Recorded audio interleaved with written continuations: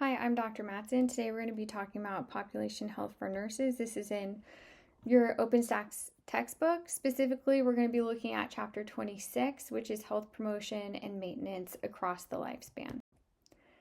So what we're going to cover, we're going to look at maternal health, newborn, infant, toddler health, preschool, school age, and adolescent, as well as adult and older adult. So by the end of this section, when we're talking about maternal health, you want to be able to assess global and national health statuses, determine major risk factors in childbearing, look at evidence-based educational intervention, identify Healthy People 2030 goals, and look at promotion, disease prevention, and then also look at evidence-based strategies for integrating socio-cultural and linguistic responsive health promotion, disease prevention, and this sort of method of approaching maternal health will do the exact same thing for toddler, adolescent, child health, as well as adult and older adults. So you see that pattern, so you kind of know what to expect now as you go through this. Okay, so national and global health statuses of childbearing. Infant mortality rate is an important measure of well-being in infants and children, as well as pregnant patients. And we think about how many people, especially the number of children dying under 1 year of age. So infant mortality under 1 year of age dying, that number divided by the number of live births in a year. That's how we get that.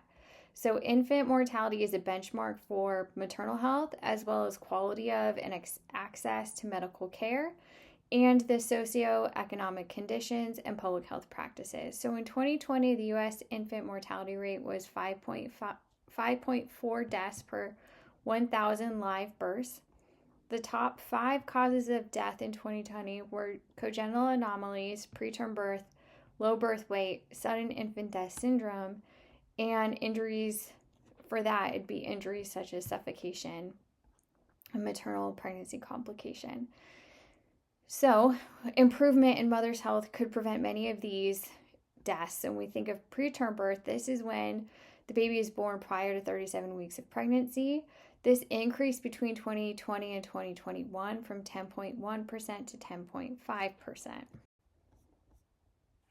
Since 1987, the number of pregnancy-related deaths has increased from 7.2 per 1 million live births to 17.6 deaths per 1 million live births. Globally, infant mortality rate was 28 deaths per 1,000 live births, and global mortality rate is 223 maternal deaths per 100,000 live births. So you have to do these calculations because we're not dividing it out of the same number. So WHO stated that almost all of these deaths occurred in low resource settings, which most of them could have been prevented. Risk factors influencing the health of childbearing patients. So we want to look at existing conditions. Some existing health conditions can lead to high-risk pregnancy. Common risk factors: hypertension, polycystic ovarian syndrome, diabetes, kidney disease, autoimmune disease, thyroid disease, obesity, HIV, AIDS, and sexually transmitted infections, as well as Zika. So big range here. So risk factors: age of pregnancy can correlate with pregnancy risks, right? And so if you're looking at someone who's greater than 35, they're at higher risk. And adolescents. So adolescents are more likely to develop pregnancy-related blood pressure and anemia and have preterm labor and delivery. First-time pregnancies after 35 are considered older for first-time mothers and are at higher risk for spontaneous abortion, so miscarriages or pregnancy loss and ectopic pregnancy, chromosomal abnormalities, placental abruption or placental problems, low birth weight, and preterm delivery. Also, lifestyle factors. So drinking alcohol during pregnancy will result in fetal alcohol spectrum disorder if in high amounts, right? But that is really hard to qualify. So really, they say please do not drink alcohol during pregnancy because it can cause these fetal developmental issues, as well as SIDS. So there's no safe amount to drink while pregnant. And then smoking can have really adverse effects before, during, and after pregnancy. So smoking may result in just difficulty conceiving, and then cannabis also can lead to stillbirth. And then because it affects vasoconstriction, right, we see IUGR, so intrauterine growth restriction if people are smoking while they're pregnant. And then when they're after they've delivered, the smoking can sometimes be associated with SIDS because of the inhalation of the smoke. Childbearing patients who use drugs are also at high risk. So the infants could be born with and needing to withdraw from the drug, and that's where we look at the neonatal abstinence syndrome. It's treatable, but they're exposed particularly to opioids, and they have a range of symptoms.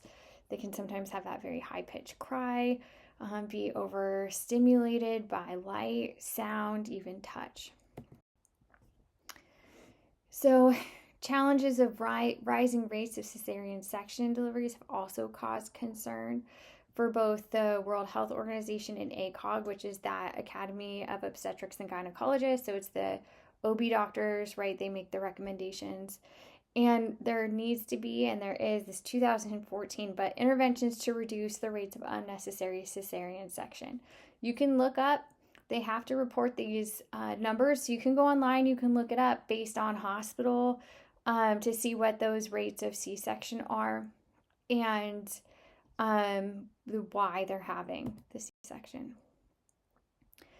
So when we think about educational interventions to promote self-care in childbearing patients, we look self-care for childbearing patients. This really should begin preconception. So anyone who is in this age bracket who is thinking of getting pregnant, they really should be taking a prenatal vitamin so that they are having the right amount of folic acid even before they get pregnant. They should be exercising because then you continue that exercise throughout your pregnancy.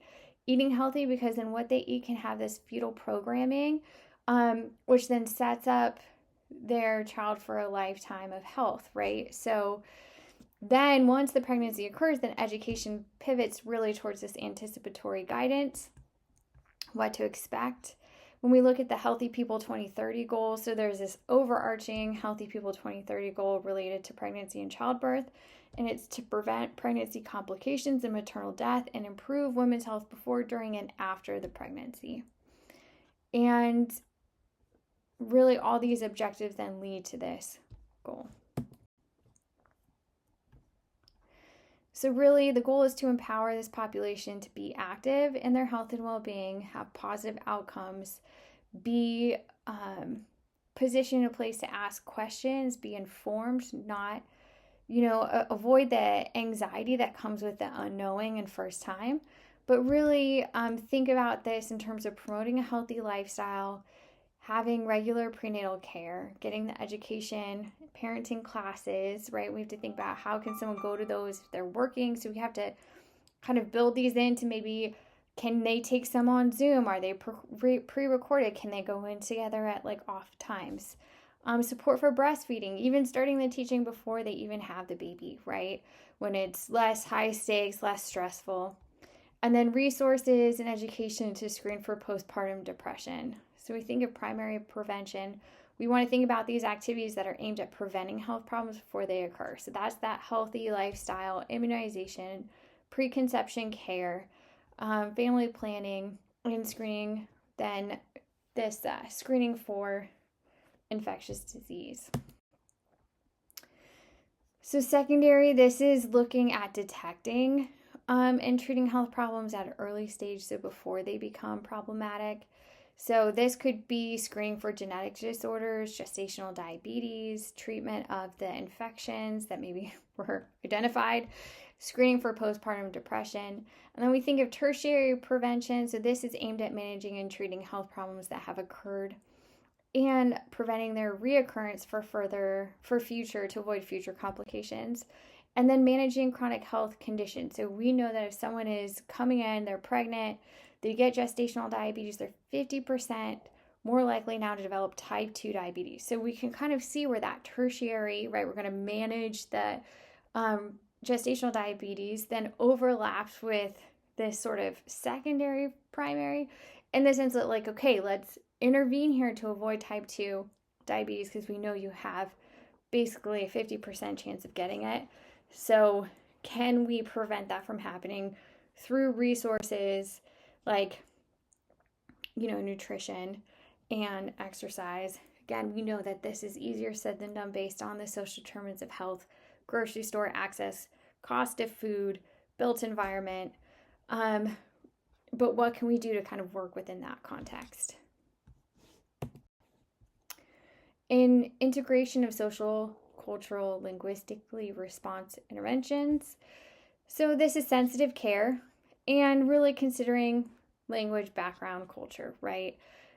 We have to have this shared decision making. So we want to ask them, what do they want in providing this care, right? So you have to know if someone's culture really fits. And sometimes you don't know that. That's why you have to ask. And if you see that there's this barrier in this communication, then you can say, like, is there a specific diet you're trying to adhere to? Do you, what are your preferences? Some cultures like hot and cold before and after pregnancy, depending on what their culture is saying. Some cultures don't condone or support contraception. And so having, asking someone about that, you have to see what their comfort level is first. So really, it's assessing it, having this community participation, having this person-centered care, and this continuum of care. Educational materials need to be written in their preferred languages. Visual aids should be there to explain complex topics. And health literacy levels, we're assuming, 6th grade level at the highest. So we really want to be able to screen that. Now, if you notice that someone's at a higher level and they want something more in depth, then that also go that direction. But really, it's talking to people and seeing what works with them so that the educational intervention can be most appropriate. Okay, so now we're going to shift and do the same kind of thing, but now for newborns, infants, and toddlers. So CDC divides data into infants and children up to age 4. In 2022, 1.5% of the children in the United States were age 0 to 4 were in fair or poor health. So 97.5% of children between 0 and 4 have a usual place that they get health care, which is good. And the leading causes of death in this population were accidents, congenital malformations and deformations, and chromosomal abnormalities. In the age group between 12 and 23, 81% of the global population was immunized for diphtheria and pertussis and tetanus, and 82% for measles in 2021. And I believe that recommendation is changing based on U.S. recommendations, which may not align with pediatric associations. So please look into that. That's a good topic to research right now and be aware of how to navigate that conversation. Many risk factors threaten newborn, infants, and toddler health. So it could be lack of prenatal care, lack of immunization during pregnancy, using alcohol or smoking cigarettes, even being born outside of a hospital or with like a skilled birth attendant, midwife, etc. Not breastfeeding, being malnourished, living in places that are overcrowded, having unsafe drinking water or food, having poor hygiene practices. So that would come from the family, right? Same for all of these. And then lack of knowledge regarding safety or disease treatment. So if the family has any of these, all of this compounds to affect the health and put the health of newborns, infants, and toddlers at risk. So nurses are really critical because they can work with caregivers. They can do this through education and assessment, right? So they can educate on safe sleep and make sure they understand that they need to play. If any of the newborns, toddlers, or infants are receiving medication, they can go over dosing and any other questions that they have. And then also we have to teach about car seat safety. So when to be rear facing, when to be forward facing, how to interact with siblings. So if a baby is born in the hospital, oftentimes the postpartum nurse there will teach parents how to even introduce the new baby. So we would say, have the baby give a gift to the toddler. They are so happy to receive a gift from the toddler, and then that kind of helps bond and make sure that they're not being pushed aside right for this new baby. Also teaching about immunizations, working to make sure they have those visits scheduled. And then also big part, helping with any nutritional related questions, organizing any resources needed, and then teaching about oral health. So cavities is a big issue in elementary school age children. So teaching them to avoid candy, how to brush their teeth, have a timer, make sure they're going to their dental appointments if they don't have insurance, kind of figuring that out. And then also avoiding any exposure to environmental hazards, recognizing any abnormalities, being able to assess if there's an illness there that's not being recognized, and then also being an advocate, a teacher, assessing for any milestone and developmental needs. So Healthy People 2030 objectives for infants and toddlers, they recognize childhood as like a very critical period of growth and development. And this is really a high impact area to improve health and safety and well-being. Screenings are recommended, important, looking at any disparities that then cause gaps in health promotion, and then to help improve any strategies that can promote health in families really early on. So this could be embedding in child education programs, resources in neighborhoods, working with the libraries. The county and the libraries often do kind of pop-up events. So really these are ways to embed within, the neighborhood and within the ecosystem that exists to have health promotion for families early on.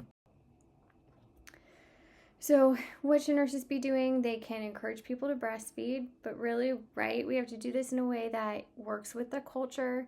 Any even little bit that you can help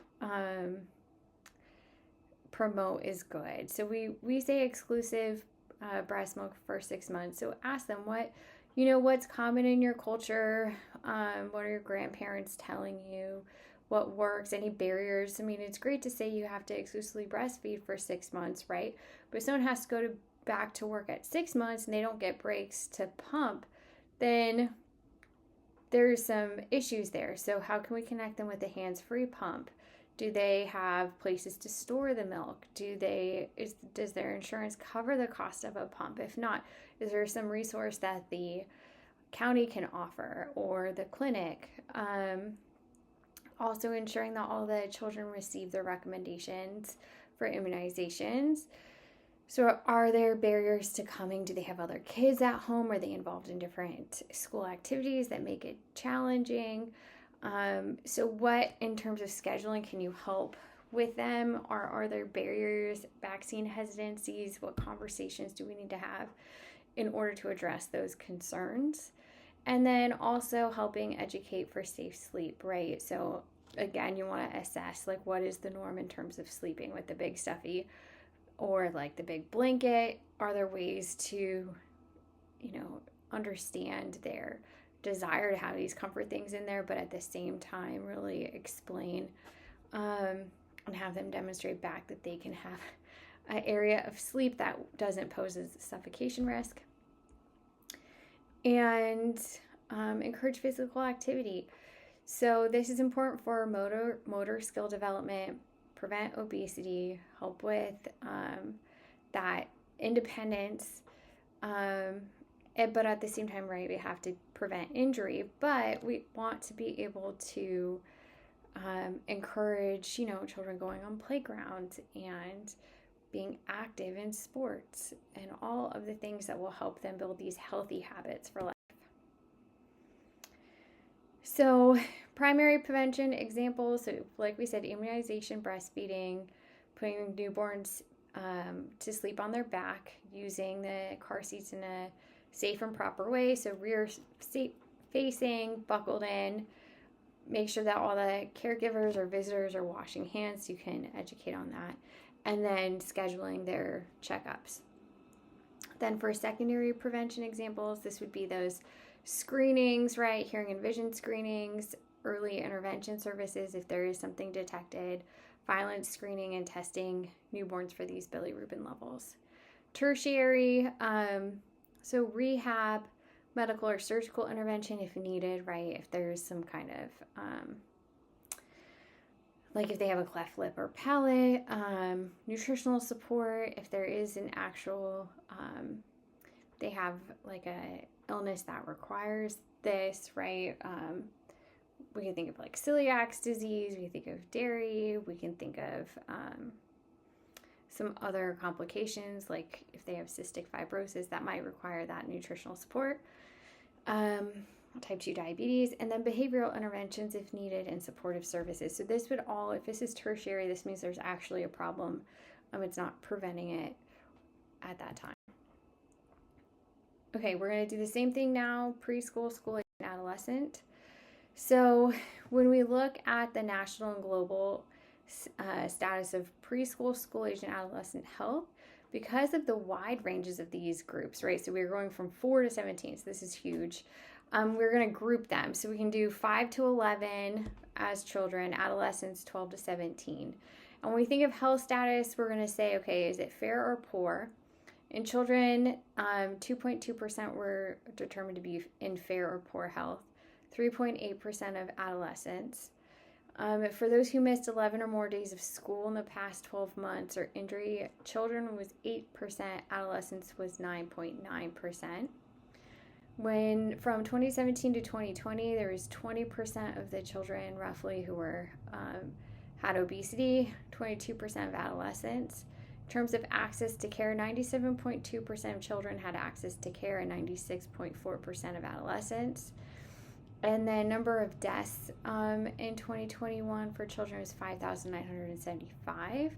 And adolescents, it was 13,407, and that was out of 100,000. For immunization rates that affect child and adolescent health rates, for some vaccines have decreased by 1% from 2020 to 2021. Obesity in children aged 5 to 19 really posed as a major risk factor. For when we look at environmental, for preschool, we have to think of things like exposures to environmental toxin, so poor air quality. And when we think about environmental toxin, this could be depending on where they live, right? We can imagine the Tijuana River crisis, or are they living in an old house that has lead paint, access to clean water. You can think of the Flint River crisis, right, where they had lead in the water. And that was a major decision from political people in the political mayors who decided to use this other water as a source that they knew wasn't as good, right? Then found all of these health issues. So poor housing, we know this is connected to limited access to safe outdoor spaces. So how are they supposed to be active, walk around if it's not safe? For school age, noise pollution can affect long-term hearing. Adolescents, we can think of substance abuse and misuse. For social preschool, we have to think of poverty, quality to early education. We know that these early years are so formative in terms of also like what they feel like they can accomplish, right? Their sense of their own ability. And are they being set up to succeed in terms of literacy levels, math facts, which then are correlated with college graduation, right? So we want to be really intervening so that they all get this childhood education that's going to set them up for success. There's limited social support, violence and crime, or family dysfunction, discrimination or racism, limited access to transportation and pedestrian safety. All of that is going to be posing a risk factor for health. And then as a nurse, we want to be intervening where possible and having programs that can promote health promotion. If a school has a school nurse, is there something they can do to kind of leverage resources and help, grow a school garden, raise awareness, have walking clubs, petition to have remediation in classrooms for people who are at risk for not, meeting their required knowledge base, instead of just moving them to the next grade without really being proficient in that area, in that lower educational group. When we think of preschool, there are prenatal factors, genetic factors that we need to be aware of, and also infection and communicable diseases. We have to assess for developmental delays and disabilities, for allergies and asthma, as well as chronic conditions, any kind of nutritional deficits, and sleep disturbances. For school age, we could be assessing for hormonal factors, especially during puberty. Adolescents, they would have all the risk factors of these other groups. We also want to assess for poor mental health. So this could be a sign of substance misuse, sexual health, and suicide. So we want to make sure that we're assessing for those. So suicide is the second most common cause of death in those ages 10 to 14, and the third most common cause of death in ages 15. So this graph is showing an increase in the percentage of adolescent boys and girls who persistently felt sad or hopeless over a 10-year period of time. So when we've talked a lot about assessment, when we think about education to promote self-care in preschool, school age, and adolescents populations, we should be focusing on preventing leading causes of death and morbidity and mortality, right? So promoting self-care, nurses can help direct this education in these age groups. And school nurses are really ideally positioned to do this health promotion, disease prevention. One, they have the data. They can look at the data for their school. If they're in a district, they can look at the data for the district. They can use that data to identify gaps. And then from there, show the need to key stakeholders, develop the plan, implement it, evaluate it, and then present it back to those stakeholders, and then keep improving that based on whatever program they're identifying. In terms of Healthy People 2030, so preschool and school-age children, the goal was to improve health and safety of children. And this could include vision and developmental screenings, trauma, literacy, early education, nutrition, programs focusing on obesity, physical activity, and mental health, which makes sense based on what we just talked about, as well as preventative dental care and violence prevention. So health promotion, disease prevention activities, when we're looking at this in terms of primary prevention and secondary prevention. So we want to go through this list and say, okay, immunizations, hand hygiene, healthy eating, sun protection, so sunscreen, hat, regular physical activity, and then education or safe structures for playground. That would fall under our primary prevention, really targeting our elementary school. And then more of our adolescents, this would be sexual health education, mental health promotion, substance abuse and misuse, and violence prevention. So in terms of secondary prevention, these are things like our regular checkups, recommended screenings, and then immediate response to violent events. And then tertiary prevention, this is managing and treating pre-existing health issues. And this could be things like speech therapy, occupational therapy, asthma management, and any mental health treatments would all fall under this tertiary prevention. Then when we're talking about integrating those sociocultural and linguistically responsive interventions, so examples would be programs that work with tobacco prevention or vaping, right? So that could be, you want to model it based on where you are. So Alaska developed a program that was really tailored to their school-based approach. And they, depending on who came in, they had in-person interpreters or on the phone. And they used an Apple U-Talk for people who English was not their primary language in order to educate. And then a lot of these programs can be modeled. You can look up these examples to see, okay, what does this mean to have a sociocultural and linguistic responsive?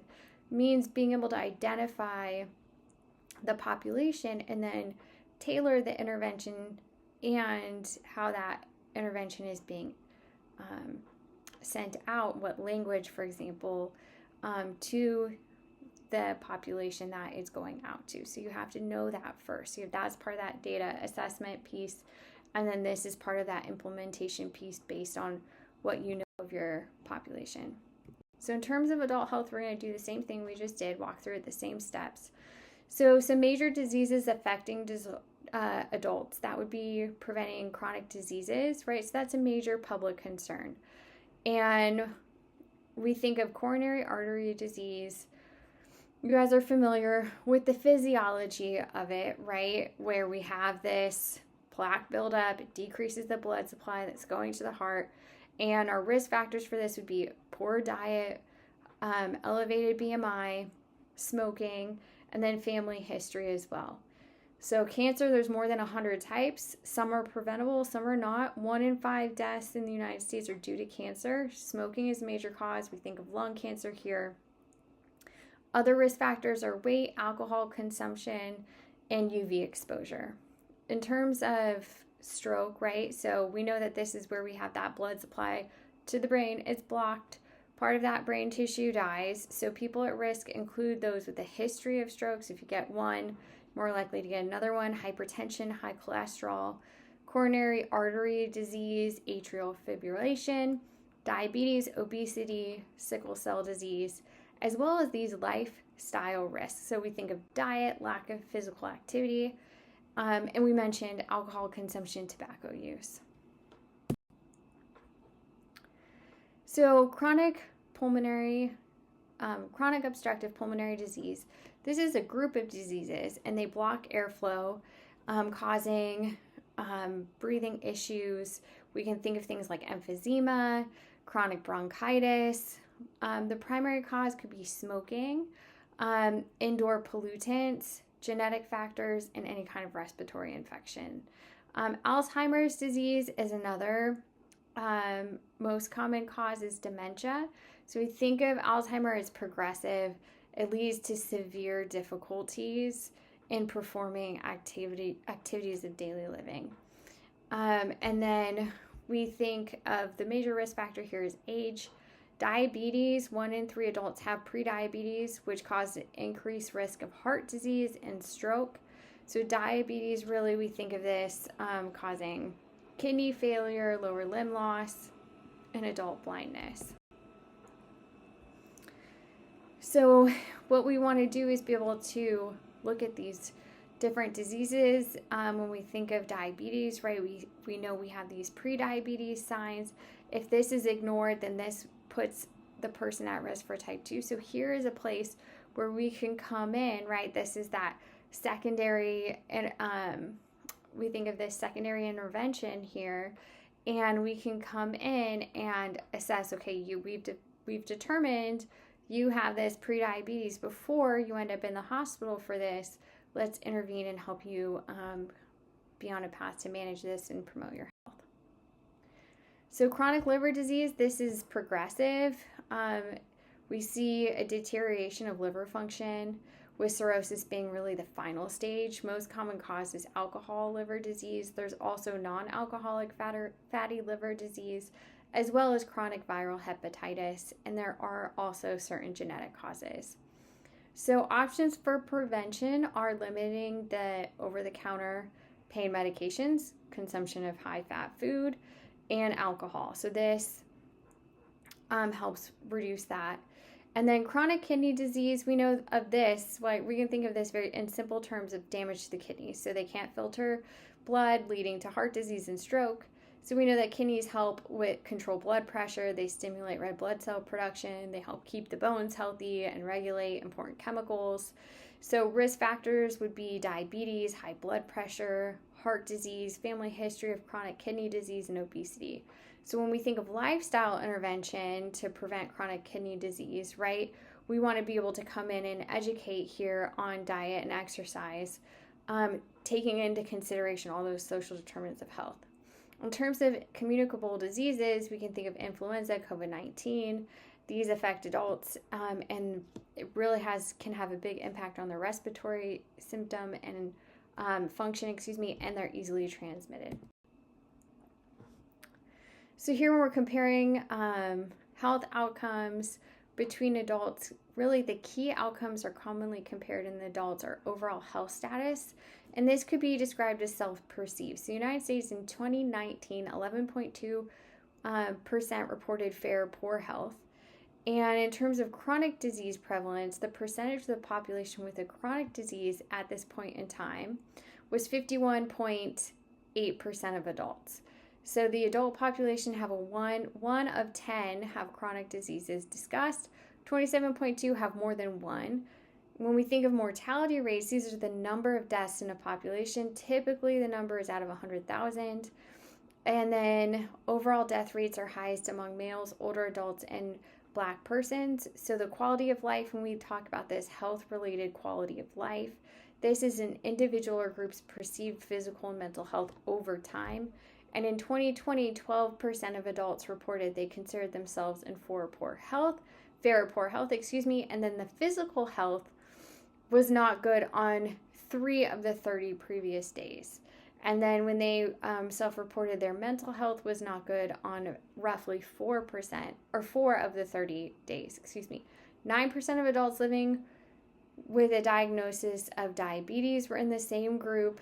380 out of 100,000 residents were living with HIV. It's just the overall kind of status of health of U.S. adults. Examples of educational interventions to promote health would be health education classes. If you look at the adult health schools, right, they have those classes. Some community colleges, county has them. There are also self-help materials, so online. A lot of hospitals also have them available. There are workshops in the communities, mobile health applications, so websites, apps, and social support groups. So the goal for Healthy People 2030, they divide it between males and females. So they say males are at higher risk for some serious health conditions, and then the females have very unique health issues. So the goals targeting health include physical activity, nutrition, healthy eating, tobacco use, drug and alcohol use, mental health, and chronic disease.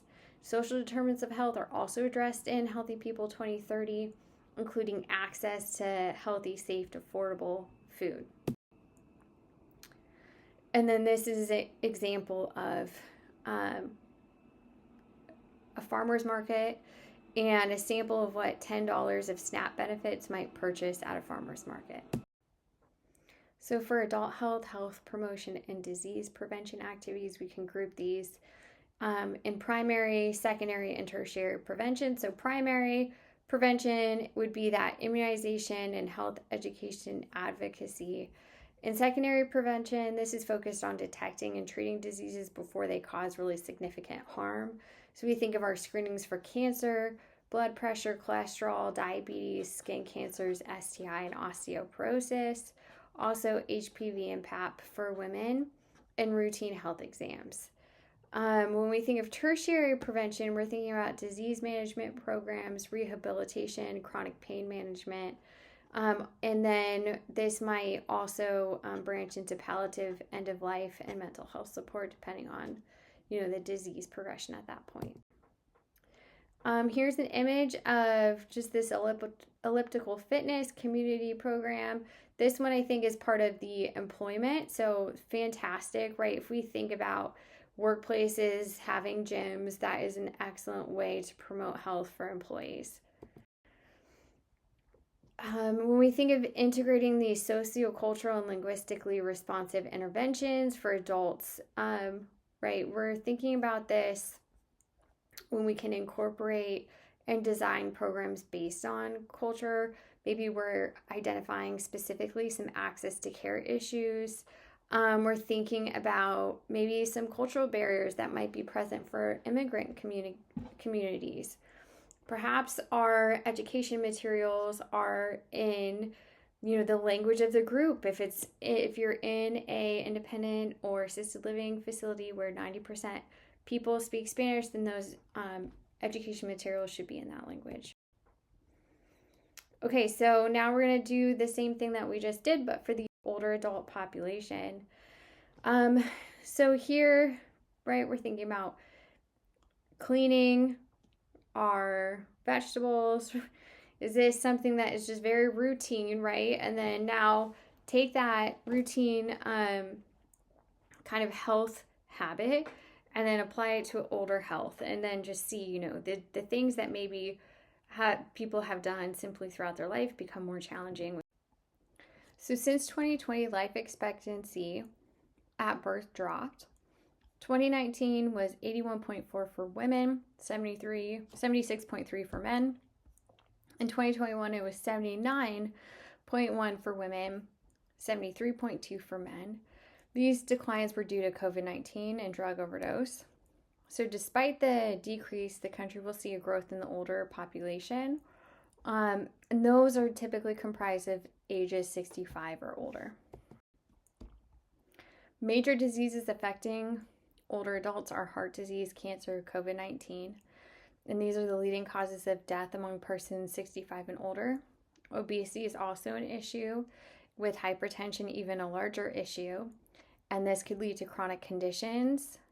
And we also think of other conditions such as arthritis, that is 48%, and physician diagnosed and undiagnosed diabetes was 29% in 2015 to 2018. Any cancer made up 25%, coronary heart disease was 14%, COPD, emphysema, or chronic bronchitis was 10%, myocardial infarction 9%, stroke 9%, and angina 4%. And then you can see here this estimated projection number of adults who will be diagnosed with arthritis in the United States. And then you can see how this is trending up over time. So risk factors, so major factors would be lack of immunizations, lack of colorectal screenings, poor diet, physical inactivity, obesity, cigarette smoking. Additional risk factors would be polypharmacy, sensory loss issues, and ageism. So self-care is very crucial, even though age-related physical and cognitive changes make it more difficult. So those practicing self-care may experience less stress and greater emotional resilience. And then health education classes can cover a variety of topics for health, self-care, and it also allows for social connection. Again, these can be through the library, through the county. Also, people can connect online, and nurses can help make home visits for support and education. So for this population, older adults, healthy people 2030, the goal overall is to improve health and well-being for older adults. By 2060, almost a quarter of the United States population will be older adults, and the focus is looking at those social determinants of health and how that relates to health outcomes. Fall injury had a specific call out because there's 1 in 3 people fall annually, and fall-related deaths are on the rise. When we think of health promotion, multidisciplinary approach, so nurses, healthcare professionals, community organizations, and caregivers, all of them intersect and interact with this older adult population and promote health. So the need for caregivers is really an important public health issue. By 2030, there will be 4 potentially family caregivers per older adult. So meaning because the older adults are increasing the population, we need more caregivers in this area. So health promotion and disease prevention of older adults should be geared to the recipient of care and to the caregiver. Elder abuse, right? This is the intentional act or failure to act that causes harm to an older adult. It occurs in 1 in 10 people age 60 or older who live at home. We think of primary prevention in older adults, so this is maintaining health, preventing development of chronic diseases and frailty, immunizations, chemo prevention, so using aspirin for preventing any kind of coronary heart disease and stroke. Think of lifestyle changes. This could be exercise in a low fat, low sodium, high calcium, high fiber diet. For secondary prevention, we think of these services used to detect and treat disease or complication, and then the screenings, right? And tertiary prevention, so managing existing symptomatic conditions. They're usually chronic diseases, but we want to prevent any kind of further functional loss. So we think of arthritis, osteoporosis, diabetes, vascular disease, heart failure, and COPD. Now when we think of linguistic responsive and culturally responsive intervention, so we want to improve social connections and support.